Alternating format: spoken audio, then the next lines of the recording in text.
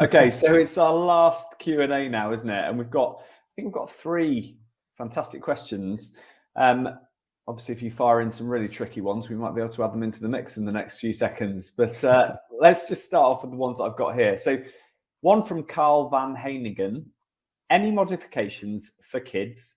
In particular, please comment about bougies and drug doses. Thanks. Go on, James. This is right up your street. I was going to say, anyone want to take that one? You're welcome.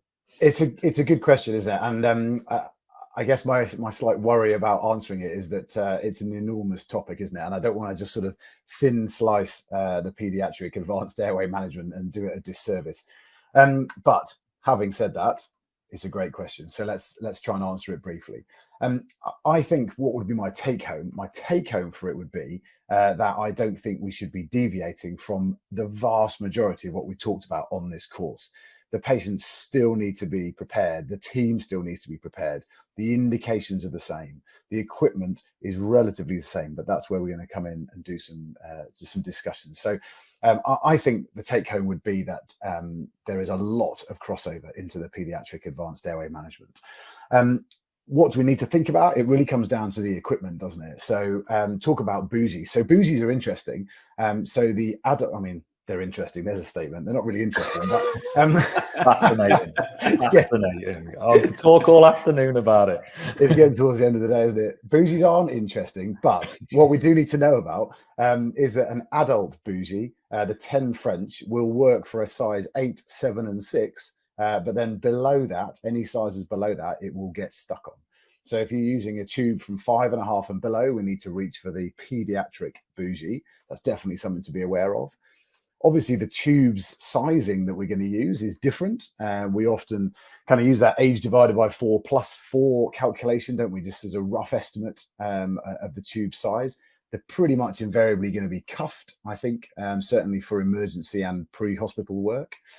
And when it comes to the laryngoscopes, down to the age of about 2, maybe 1, so anything above our infant kind of pediatric population, we're going to be still using the Macintosh blades. And that means that you can then still use exactly the same techniques that we've talked about here. Below that, things get a bit more challenging, don't they? And we start to think about maybe reaching for our Miller blades because they need a different technique. And then with those, you're probably going to use a stylet rather than a bougie. Other stuff you might come across, I suppose, is that you might have a smaller HME, one of the little filters, and you might have smaller catheter mounts, and that's all about just reducing dead space. And I guess it's probably important to think about airway positioning. So the airway positioning that you're aiming for is exactly the same, but how you achieve it might be different. And I guess the extreme version of that is thinking about one of our newborns or kind of the under ones, which might have the large occipits. And then to achieve that kind of ear to sternal notch positioning, actually what you're doing is putting a little pad underneath the patient's shoulders rather than lifting the head up. But actually what you're aiming for is exactly the same. So I think that would be my kind of key take home, is that in general, outside of the equipment, our preparation and planning and procedures are the same for pediatrics. Oh, and drugs, generally the crossover is the same. So we can still use our 3-2-1 fentanyl, ketamine, rocuronium if that is what we choose to do. Great. Sounds like you've prepped yourself very nicely for a pediatric airway podcast. So we look forward to you doing all the work for all those roadside recesses on that. Thanks. Okay, let's crack on with some of the other questions. So Joel Ball, my role requires me to solo respond for intubation in cardiac arrest. Any tips for preparing or managing out of practice or inexperienced operator twos? That is such a great question. Yeah, no, that is a really good question. Yeah, I was pondering that whilst one of you two was talking. I can't remember which, but deep, hardly relevant. Yeah, and it's a really interesting question actually, and I think that it comes down to a little bit around the case that you're actually presented with and the case that's in front of you, because we've got reasonable evidence now, from Airways too, that a supraglottic airway is okay, and actually this sort of decision to intubate is multifactorial, and one of those factors that I would take into account is whether or not we've got someone who knows what they're doing and can assist with it in an operator 2 role. So if actually we've got really good efficacy of ventilation and oxygenation, I would never really be in a rush to perform intubation without some expert help with me to do that, because I think it's such a key aspect of getting this right, is that we need to have expert help with us as well as an expert, airway manager, intubator, whatever you want to call it. So I think that is the caveat to this. I think if we're in a situation where our hand is forced, so for example, where we're not getting oxygenation and ventilation and we have to proceed, then I think, we have to adapt on the spot and sort of see what we've got. And that comes down to this idea that, you can have an operator 2 that has absolutely no experience versus one that's got a bit of experience, and you can talk them through it. And I think it's just a dynamic process that you're going to have to assess, as you come across it. I think it depends on regionally what sort of system you work within. I mean, if you're working in a system where, you are working with relatively small numbers of things like community first responders, then you can do some focused training, some focused interventions there with regard to those people who are likely to be your operator 2s more frequently.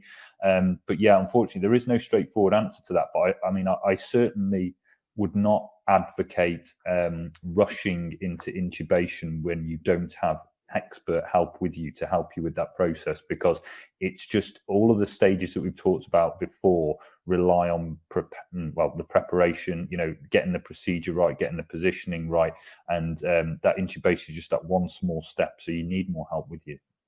Yeah, I think whenever you've got a sort of a reasonably stressful thing that needs to be done, it's one of my coping strategies is to talk through in my mind what I and the team are going to do. And I think, if your hand is forced, there's different sort of risk versus benefit depending on the team makeup. But actually talking through, if you've got the sort of the mental space to do it, what you're going to do in that sequence, where you would lay things out, which you're going to pass first.